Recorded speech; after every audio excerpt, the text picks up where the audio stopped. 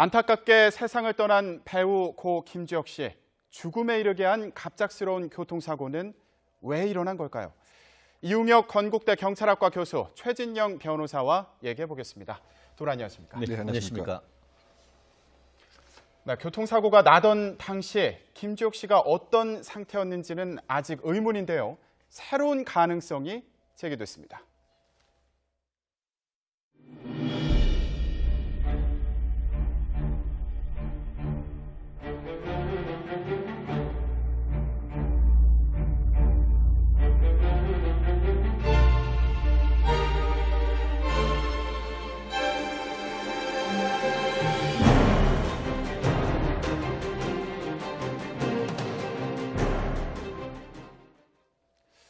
네, 교통사고 당시 가슴을 쥐고 있었다는 목격자의 진술을 바탕으로 심근경색 가능성이 제기되기도 했는데 이번에는 김주혁 씨가 평소에 복용하던 약이 문제가 됐던 거 아니냐 이런 얘기도 나오고 있습니다. 네, 그것은 이제 언론 보도에 의해서 지금 의혹이 제기되는 것이고 그 유가족이 공식적으로 그 부분에 이의 제기를 한 것은 아닌 것 같습니다. 네. 어쨌든 경찰의 입장에서도 약물 복용에 관해서는 들은 바가 없다 뭐 이런 입장인 것 같습니다. 다만 이제 그럼에도 불구하고 사망의 원인은 어쨌든 그 어제 국과수의 1차 부검 결과에 의하면 두부 손상, 네. 그 두개골 골절이라고 하는 사망 원인, 사인은 밝혀진 것 같습니다. 그런데 지금 그 많은 대중과 주변인들이 관심을 갖고 있는 것은 사고의 원인이 과연 이제 무엇이겠느냐, 이 부분이 지금 석연치 않기 때문에 처음에는 이제 심근경색이 원인이 되지 않았던가, 왜냐하면 목격자가 그렇게 얘기를 했기 때문에.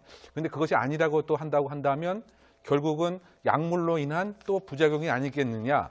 이와 같은 또 의혹이 지금 있는 상태이기 때문에 과연 약물이라고 하면 어떤 약물이었고 그런데 만약에 지금 그 일주일 후에 부검 결과가 나온다 손 치더라도 설령 약물을 복용을 했다라고 해도 이게 그 과학적으로 이 약물이 예를 들면 그 교통사고에 과연 직접 원인이었겠느냐 네. 이렇게 논리적으로 딱 추정하기에는 상당 부분 이제 한계도 분명히 있을 것 같은데 네. 어쨌든 그 이 약물과 관련돼서 아마 이 당일날도 피부과에 진료를 하는 과정, 그러면 피부과에서 어떠한 약물을 복용을 했느냐, 그리고 정량을 했느냐, 또는 혹시 개인 소질의 그 차이 때문에 부작용은 혹시 있었던 것은 아니냐, 이런 의혹이 현재 증폭되고 있는 상황이죠. 네. 변호사님, 네. 이 약을 복용하더라도 혹시 부작용이 나타났다면 이게 약을 먹는 초반에 나타나지 한 달 뒤에 갑자기 나타났겠냐 이런 얘기도 있고요. 그렇습니다. 그리고 하루에 뭐 하나씩 먹는데 정량을 먹었다면 이게 부작용을 일으키는 건 아니지 않냐 이런 얘기도 있거든요. 그렇습니다. 그 언론에 그 특정 약물까지 그 거론이 되고 있고 실제로 이제 김주혁 씨 집에 갔을 때에 이 그 전문 의약품 그러니까 의사의 처방을 받아서 했는 약통이 있었는데 네. 한 달 복용치인데 한 보름 정도는 이미 먹었고 한 15일 정도가 남아 있다 이렇게 얘기를 하고 있는데요. 말씀하신 것대로 보통 그와 같은 약은 아침에 먹거나 아니면 잘 때 먹지 않습니까? 그런데 이 사건 사고가 났는 것이 오후 4시 반입니다. 그렇기 때문에 보통 이제 그 어떤 뭐 감기약이라든가 이런 것들 같은 경우에는 먹고 운전하지 말라고 하지만 네. 오후 시간에 과연 그와 같은 약을 먹었는 것에 따르는 어떤 후유증으로 그와 같은 부작용이 있을 수 있는가 이런 부분에 대한 근본적인 의문이 있습니다. 다만 그럼에도 불구하고 상당 부분 오래 먹었다고 하면은 그것이 누적된 상태에서 어떤 그런 부작용으로서의 어떤 호흡 곤란이라든가 정신을 잃는 이런 일도 없지는 않다라고 하기 때문에 이 부분과 관련해서는 지금 국과수에서 조직 검사 결과가 한 주 정도 뒤에 나온다고 하니까 네. 그 부분의 어떤 결과를 지켜봐야 될 것 같습니다. 교수님, 그러면 보통 어떤 사건의 원인을 밝힐 때 이제 부검을 한다든가 네. 조직 검사를 하는데 그런 과정을 거쳐서 이게 약물 때문이다 이게 나올 수가 있는 상황인가요? 그러니까 그 약물에 있어서의 그 오남용 가능성 같은 거를 한번 그 부검을 통해서 파악은 가능하겠죠. 그런데 이제 그것으로 인해서 이 당일날 이 운전 조종 능력에 상실이 있었느냐 이거를 이제 딱 입증하기에는 상당 부분 한계가 분명히 있는 것이고 종합적인 인과관계에 대한 설정 같은 것이 이 사고의 원인이 되고 사망의 치명적인 결과 되겠다 이런 추정만 가능하지 않을까 생각이 되는데 네. 저는 이것을 거꾸로 생각해 보면 일단은 가장 직접 사인을 보면은 두개골 골절이란 말이죠. 이것은 뭐냐 치명적으로 벽하고 부딪히거나 아니면 바로 차 앞에 있는 유리창하고 부딪혀서 뇌에 치명적인 손상이 있었다고 하는 점입니다. 그러면 그 직전에 예를 들면 안전벨트가 안 되어 있었다거나 또는 에어백도 터지지 않았다거나 이것도 이제 그 사고의 한 원인으로 되고 그러면 그 직전에 무슨 일이 있었느냐 행동을 제대로 통제하지 못하는 그와 같은 심근경색이 있었던 것인데 이것이 약물에 인한 부작용이었다. 이렇게 그 상당 인과관계로 종합적인 그 사고의 원인을 추정을 할 뿐 이것이 하나가 원인이었다. 즉 약의 부작용이었다. 이와 같은 사실을 부검을 통해서 밝히기에는 근본적인 좀 한계가 있다. 즉 종합적으로 판단을 해야 될 이와 같은 문제가 되기 때문에 네. 만약에 차 안에 블랙박스가 있었다고 한다면 그 표정의 변화라든가 행동 동작의 특이성 같은 것이 다 녹화되었을 텐데 그러면 더 정확하게 추정이 되겠죠. 그런데 이 차량이 2013년도, 14년도인데 블랙박스가 의무적으로 장착되는 이런 차종은 또 아니었던 것 같습니다. 그래서 실제로 처음에 장착이 되었었던 건지 아니면 추돌 과정에서 다른 쪽에 이렇게 지금 박혀 있는 것인지 그래서 이 블랙박스 찾는 작업을 경찰이 차량을 전체를 다 뜯어갖고 네. 찾는 작업도 함께 병행하고 있는 상태죠. 네. 사고 원인이 명확하게 드러날지 이건 좀 더 지켜봐야 되겠고요. 근데 이렇게 김주혁 씨의 안타까운 사망 소식을 접하면서 사실 그 아버지인 김무생 씨를 떠올리는 분들도 많을 것 같아요. 그렇습니다. 그 옛날에 그 용의 눈물이라고 해서 이제 조선시대 건국 초기에 보면은 그 사극에서 선 굵은 연기를 했던 김무생 씨가 이 김주혁 씨의 아버지 아니겠습니까? 네. 그리고 그 아버지의 후광과 상관없이 본인이 이제 공채 그 탤런트로 시작을 해서 한 20여 년 이상의 어떤 나름대로의 어떤 족적을 남겼었는 것 같은데요. 그러다 보니까 그 같이 춤을 하는 분위기가 상당히 있고 지금 그 병원의 그 영안실 같은 경우에도 동료들 지금 한 20년 정도 하면서 다양한 어떤 그 연예 활동을 해왔기 때문에 많은 분들이 지금 방문하고 있고 그와 같은 연예계뿐만 아니고 일반인들도 상당 부분 많이 와서 문상을 하고 있다라는 후문이 있는 것 같은데요.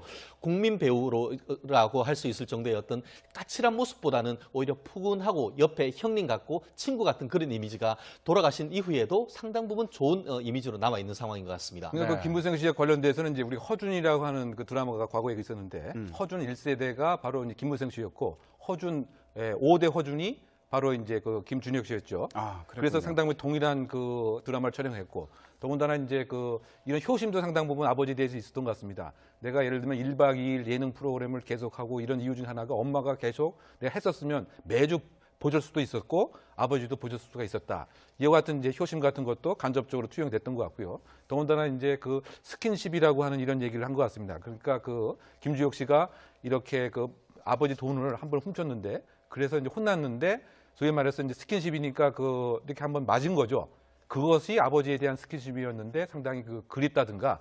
근데 근본적으로는 결국 그 김무생 씨라고 하는 커다란 그림자의 혜택을 보거나 요즘에 논란이 되고 있는 연예인 금수저 연예인이 아니고 스스로 연기를 다 하겠다. 네. 뭐 이런 그 차원에서 예능이면 예능, 또 멜로면 멜로 상당히 각 분야에서 연기력을 지금 계속 바라고 있는 상태에서 이런 일이 생겨서 상당히 안타까운 마음이 드는 것이죠. 네.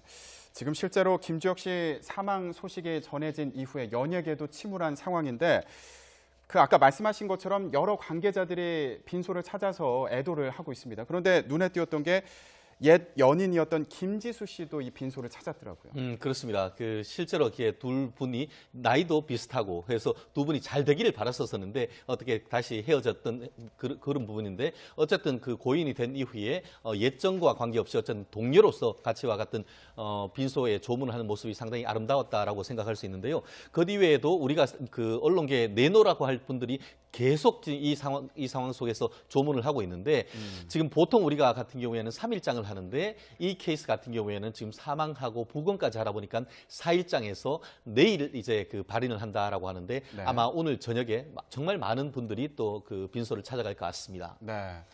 사실 어제 송중기, 송혜교 씨 결혼식이 있었는데 하객들이 마냥 웃을 수만은 없었던 거 아닌가 이런 생각이 들기도 하는데요. 예능을 같이 했던 차태현 씨 같은 경우에는 결혼식을 찾아갔는데 눈이 퉁퉁 부어 있었더라 이런 얘기가 있더라고요. 그렇죠. 아무래도 이제 그 김주혁 씨하고 1박 2일에 상당히 동고동락을 했었고 그런데 또 다시 이제 그 결혼식장에 또 와야 되니까 상당히 울었던 그 모습 자체 그대로 이제 노정이 된 것 같습니다. 어쨌든 그 송송 그 커플이 국내뿐만이 아니고 해외에도 많은 그 팬들을 이렇게 관심을 많이 갖게 했고 그러다 보니까 그 이 지역 일대가 상당히 교통도 많이 혼잡스럽습니다. 또 철통 그 보안 같은 이런 것이 있었고 또 그 외국인도 관련된 국내에서는 이 사진을 한껏 찍기 위해서 그 신라 호텔에 그 이 결혼식이 이루어지는 그 장소에 잘 보이는 그 뷰를 차지하기 위해서 상당히 그 호텔이 만석이 됐다.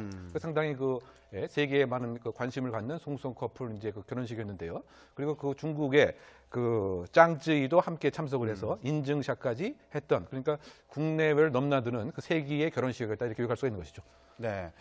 자, 물론 축하할 일이지만 마냥 이렇게 웃을 수만은 없는 그런 분위기가 아니었나 이런 생각이 들기도 합니다. 처음에는 이제 심근경색이 원인이 되지 않았던가. 왜냐하면 목격자가 그렇게 얘기를 했기 때문에. 근데 그것이 아니라고 또 한다면 결국은 약물로 인한 또 부작용이 아니겠느냐.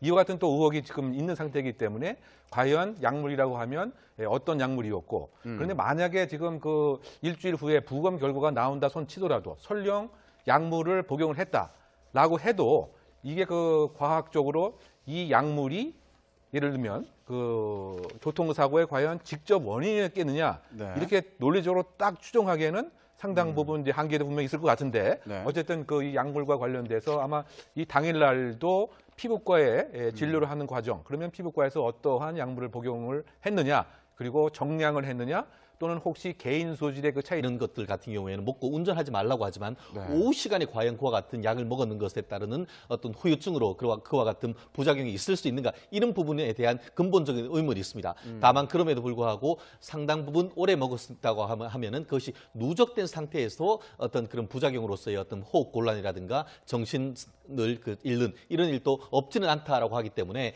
이 부분과 관련해서는 지금 국과수에서 조직 검사 결과가 한 주 정도 뒤에 나온다고 하니까 네. 그 부분의 어떤 결과를 지켜봐야 될 것 같습니다. 교수님, 그러면 보통 어떤 사건의 원인을 밝힐 때 이제 부검을 한다든가 네. 조직 검사를 하는데 그런 과정을 거쳐서 이게 약물 때문이다, 이게 나올 수가 있는 상황인가요? 그러니까 그 약물에 있어서의 그 오남용 가능성 같은 거를 한번 그 부검을 통해서 파악은 가능하겠죠. 그렇기 때문에 부작용은 혹시 있었던 것은 아니냐, 이런 의혹이 현재 증폭되고 있는 상황이죠. 네. 변호사님, 네. 이 약을 복용하더라도 혹시 부작용이 나타났다면 이게 약을 먹는 초반에 나타나지 한 달 뒤에 갑자기 나타났겠냐, 이런 얘기도 있고요. 그렇습니다. 그리고 하루에 뭐 하나씩 먹는데 정량을 먹었다면 이게 부작용을 일으키는 건 아니지 않냐, 이런 얘기도 있거든요. 그렇습니다. 그 언론에 그 특정 약물까지 그 거론이 되고 있고, 실제로 이제 김주혁 씨 집에 갔을 때에 이 그 전문 의약품, 그러니까 의사의 처방을 받아서 했는 약통이 있었는데 네. 한 달 복용치인데 한 보름 정도는 이미 먹었고 한 15일 정도가 남아 있다, 이렇게 얘기를 하고 있는데요. 말씀하신 것대로 보통 그와 같은 약은 아침에 먹거나 아니면 잘 때 먹지 않습니까? 그런데 이 사건 사고가 났는 것이 오후 4시 반입니다. 그렇기 때문에 보통 이제 그런 어떤 뭐 감기약이라든가 네, 교통사고 당시 가슴을 쥐고 있었다는 목격자의 진술을 바탕으로 심근경색 가능성이 제기되기도 했는데, 이번에는 김주혁 씨가 평소에 복용하던 약이 문제가 됐던 거 아니냐, 이런 얘기도 나오고 있습니다. 네, 그것은 이제 뭐 언론 보도에 의해서 지금 의혹이 제기되는 것이고, 그 유가족이 공식적으로 그 부분에 이의 제기를 한 것은 아닌 것 같습니다. 네. 어쨌든 경찰의 입장에서도 약물 복용에 관해서는 들은 바가 없다, 뭐 이런 입장인 것 같습니다. 다만 이제 그럼에도 불구하고 사망의 원인은 어쨌든 그 어제 국과수의 1차 부검 결과에 의하면 두부 손상, 네. 그 두개골 골절이라고 하는 사망 원인, 사인은 밝혀진 것 같습니다. 그런데 지금 그 많은 대중과 주변인들이 관심을 갖고 있는 것은 사고의 원인이 과연 이제 무엇이겠느냐, 이 부분이 지금 석연치 않기 때문에. 안타깝게 세상을 떠난 배우 고 김주혁 씨, 죽음에 이르게 한 갑작스러운 교통사고는 왜 일어난 걸까요? 이웅혁 건국대 경찰학과 교수 최진영 변호사와 얘기해 보겠습니다. 두 분 안녕하십니까? 네, 안녕하십니까. 안녕하십니까? 네, 교통사고가 나던 당시 김주혁 씨가 어떤 상태였는지는 아직 의문인데요. 새로운 가능성이 제기됐습니다.